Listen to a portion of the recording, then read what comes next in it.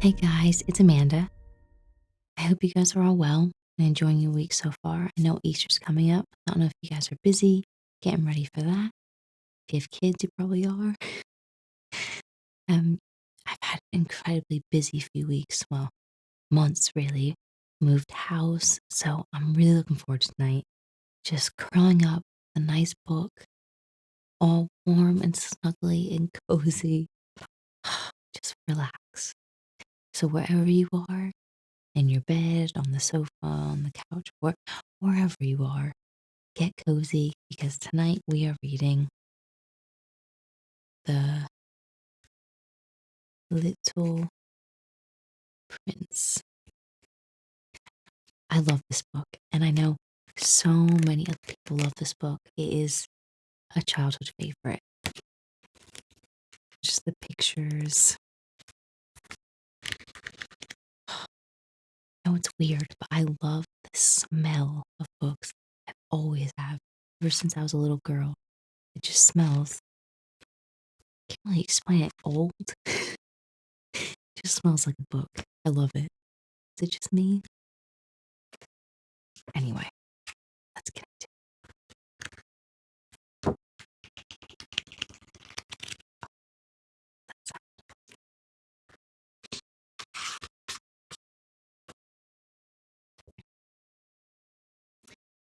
Once, when I was 6 years old, I saw a magnificent picture in a book called True Stories from Nature about the primeval forest. It was a picture of a boa constrictor in the act of swallowing an animal. Here is a copy of the drawing. There,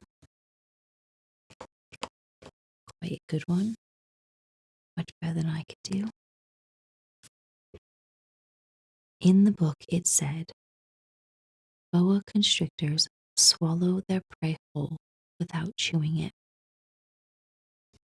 After that, they are not able to move, and they sleep through the 6 months that they need for digestion. I pondered deeply, then, over the adventures of the jungle, and after some work with a colored pencil, I succeeded in making my first drawing, my drawing number 1, and it looked like this.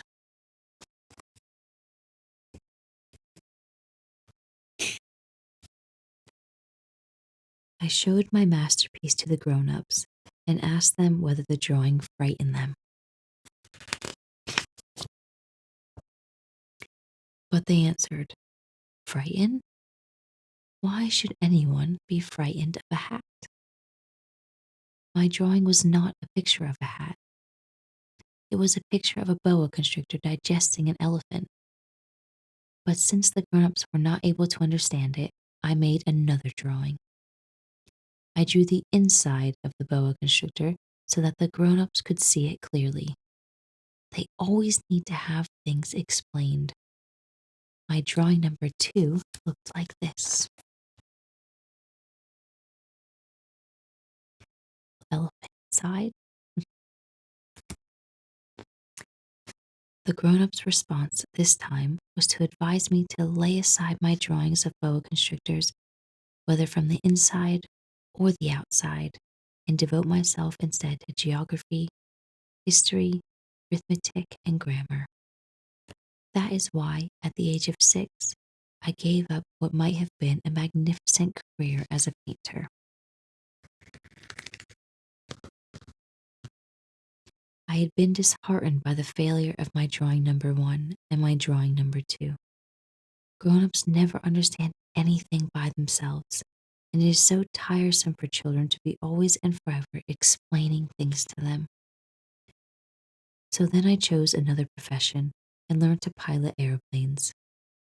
I have flown a little over all parts of the world, and it is true that geography has been very useful to me. At a glance, I can distinguish China from Arizona. If one gets lost in the night, such knowledge is valuable. In the course of this life, I have had a great many encounters with a great many people who have been concerned with matters of consequence. I have lived a great deal among grown-ups, I've seen them intimately close at hand, and that hasn't much improved my opinion of them. Whenever I met one of them who seemed to me at all clear sighted, I tried the experiment of showing him my drawing number one, which I've always kept. I would try to find out, so if this was a person of true understanding. But whoever it was, he or she would always say, "That is a hat." Then I would never talk to that person about boa constrictors or primordial forests or stars. I would bring myself down to his level. I would talk to him about bridge and golf and politics and neckties, and the grown up would be greatly pleased to have met such a sensible man. So I lived my life alone, without anyone that I could really talk to, until I had an accident with my plane in the desert of Sahara 6 years ago. Something was broken in my engine, and as I had with me neither mechanic nor any passengers, I set myself to attempt the difficult repairs all alone. It was a question of life or death for me. I had scarcely enough drinking water to last a week. The first night, then, I went to sleep on the sand, 1,000 miles from any human habitation. I was more isolated than a shipwrecked sailor on a raft in the middle of the ocean. Thus, you can imagine my amazement at sunrise when I was awakened by an odd little voice. It said, "If you please, draw me a sheep." What? Draw me a sheep? I jumped to my feet, completely thunderstruck. I blinked my eyes hard. I looked carefully all around me, and I saw a most extraordinary small person who stood there examining me with great seriousness. Here you may see the best portrait that later I was able to make of him. But my drawing is certainly very much less charming than its model. That, however, is not my fault. The grown-ups discouraged me in my painter's career when I was 6 years old, and I never learned to draw anything except boas from the outside and boas from the inside. Now I stared at this sudden apparition with my eyes fairly starting out of my head in astonishment. Remember, I had crashed in the desert 1,000 miles from any inhabited region, and yet my little man seemed neither to be straying uncertainly among the sands, nor to be fainting from fatigue, or hunger, or thirst, or fear.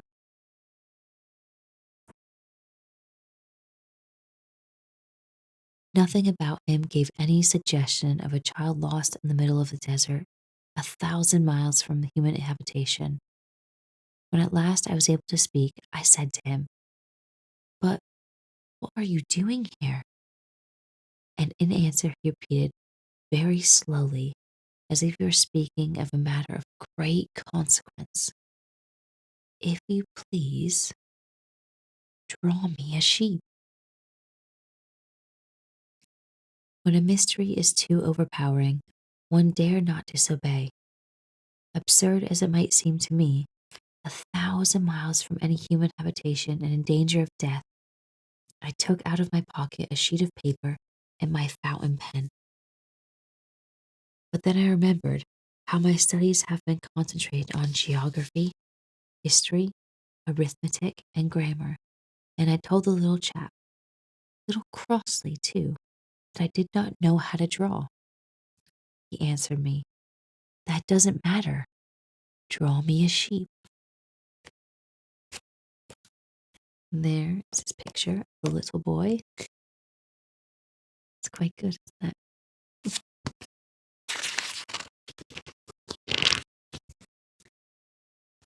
But I had never drawn a sheep, so I drew for him one of the two pictures I had drawn so often. It was that of the boa constrictor from the outside, and I was astounded to hear the little fellow greet it with, "No, no, no. I do not want an elephant inside a boa constrictor. A boa constrictor is a very dangerous creature, and an elephant is very cumbersome. Where I live, Everything is very small. What I need is a sheep. Draw me a sheep. So then I made a drawing. He looked at it carefully. Then he said, "No, this sheep is already very sickly. Make me another." So I made another drawing. My friend smiled gently and indulgently. "You see yourself," he said, "that this is not a sheep. This is a ram. It has horns." So then I did my drawing over once more, but it was rejected too, just like the others. "This one is too old. I want a sheep that will live a long time." By this time, my patience was exhausted because I was in a hurry to start taking my engine apart. So I tossed off this drawing and I threw out an explanation with it. "This is only his box. The sheep you asked for is inside." I was very surprised to see a light break over the face of my young judge. "That is exactly the way I wanted it. Do you think that this sheep will have to have a great deal of grass?" "Why?" "Because where I live, everything is very small." "There will surely be enough grass for him," I said. "It is a very small sheep that I have given you." He bent his head over the drawing. "Not so small that. Look, he has gone to sleep." And that is how I made the acquaintance of the little prince. It took me a long time to learn where he came from. The little prince, who asked me so many questions, never seemed to hear the ones I asked him. It was from words dropped by chance that little by little everything was revealed to me. The first time he saw my airplane, for instance. "I shall not draw my airplane. That would be much too complicated." He asked me, "What is that object?" "That is not an object. It flies. It is an airplane. It is my airplane."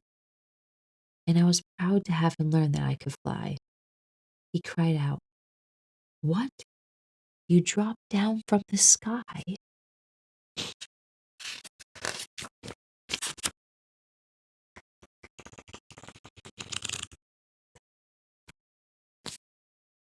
"Yes," I answered modestly.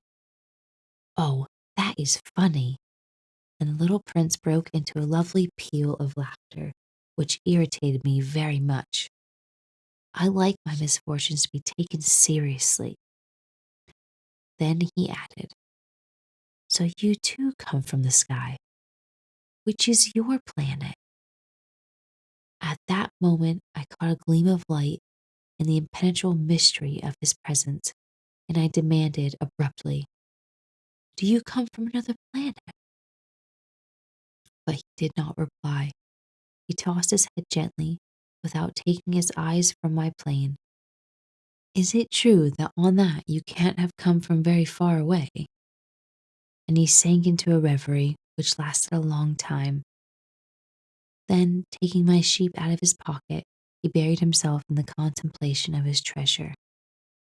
You can imagine how my curiosity was aroused by this half confidence about the other planets.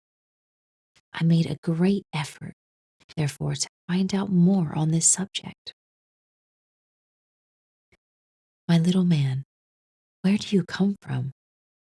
What is this 'where I live' of which you speak? Where do you want to take your sheep?" After a reflective silence, he answered, "The thing that is so good about the box you've given me is that at night he can use it as his house." "That is so, and if you are good, I will give you a string too, so that you can tie him during the day, and a post to tie him to." But the little prince seemed shocked by this offer. "Tie him? What a queer idea!" "But if you don't tie him," I said, "he'll wander off somewhere and get lost." Like all the little pictures.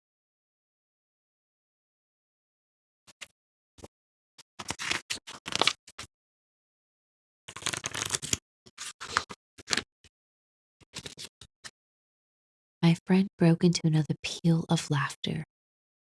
But where do you think he would go? Anywhere, straight ahead of him. Then Little Prince said earnestly, "That doesn't matter. Where I live, everything is so small." And with perhaps a hint of sadness, he added, "Straight ahead of him, nobody can go very far." I had thus learned a second fact of great importance. This was that the planet the little prince came from was scarcely any larger than a house. But that did not really surprise me much. I knew very well that in addition to the great planets, such as the Earth, Jupiter, Mars, Venus, to which we have given names, there are also hundreds of others, some of which are so small that one has a hard time seeing them through the telescope. When an astronomer discovers one of these, he does not give it a name, but only a number. He might call it, for example, asteroid 325. I have a serious reason to believe that the planet from which the little prince came is the asteroid known as B612. This asteroid has only once been seen through the telescope. That was by a Turkish astronomer in 1909. On making his discovery, the astronomer had presented it to the International Astronomical Congress in a great demonstration. But he was in Turkish costume, and so nobody would believe what he said. Grown-ups are like that. Fortunately, however, for the reputation of asteroid B612, a Turkish dictator made a law that his subjects, under pain of death, should change to European costume. So in 1920, the astronomer gave his demonstration all over again, dressed with impressive style and elegance, and this time everybody accepted his report. If I have told you these details about the asteroid and made a note of its number for you, it is on no account of the grown-ups and their ways. Grown-ups love figures. When you tell them you have made a new friend, they never ask you any questions about essential matters. They never say to you, "What does his voice sound like? What games does he love best? Does he collect butterflies?" Instead, they demand, "How old is he? How many brothers has he? How much does he weigh? How much money does his father make?" Only from these figures do they think they've learned anything about him. If you were to say to grown-ups, "I saw a beautiful house made of rosy brick, with geraniums in the windows and doves on the roof," they would not be able to get any idea of that house at all. You would have to say to them, "I saw a house that cost £4,000. Then they would exclaim, "Oh, what a pretty house that is." Just so, you might say to them, the proof that the little prince existed is that he was charming, that he laughed, and that he was looking for a sheep. If anybody wants a sheep, that is proof that he exists. And what good would it do to tell them that? They would shrug their shoulders and treat you like a child. But if you said to them, the planet he came from is asteroid B612, then they would be convinced and leave you in peace from their questions. They are like that. One must not hold it against them. Children should always show great forbearance towards grown-up people. But certainly, for us who understand life, figures are a matter of indifference. I should have liked to begin this story in the fashion of the fairy tales. I should have liked to say, once upon a time there was a little prince who lived on a planet that was scarcely any bigger than himself and who had need of a friend. To those who understand life, that would have given a much greater air of truth to my story. For I do not want anyone to read my book carelessly. I have suffered too much grief in setting down these memories. 6 years have already passed since my friend went away from me with his sheep. If I try to describe him here, it is to make sure that I shall never forget him. To forget a friend is sad. Not everyone has had a friend, and if I forgot him, I may become like the grown-ups who are no longer interested in anything but figures. It is for that purpose again that I have bought a box of paints and some pencils. It is hard to take up drawing again at my age, when I have never made any pictures except those of the boa constrictor from the outside and the boa constrictor from the inside since I was 6. I shall certainly try to make my portraits as true to life as possible, but I am not at all sure of success. One drawing goes along all right, and another has no resemblance to its subject. I make some errors, too, in Little Prince's height. In one place he is too tall, and in another too short, and I feel some doubts about the color of his costume, so I fumble along as best as I can, now good, now bad, and I hope generally fair to middling. In certain more important details I shall make mistakes also, but that is something that will not be my fault. My friend never explained anything to me. He thought perhaps that I was like himself, but I, alas, do not know how to see sheep through walls of boxes. Perhaps I am a little like the grown-ups. I have had to grow old. So that's where I'm going to stop for now. I hope you enjoyed the video and you're feeling nice and relaxed. Please remember to leave any recommendations that you have in the comments. And if you haven't already, hit that like and subscribe button, and I look forward to seeing you in the next video.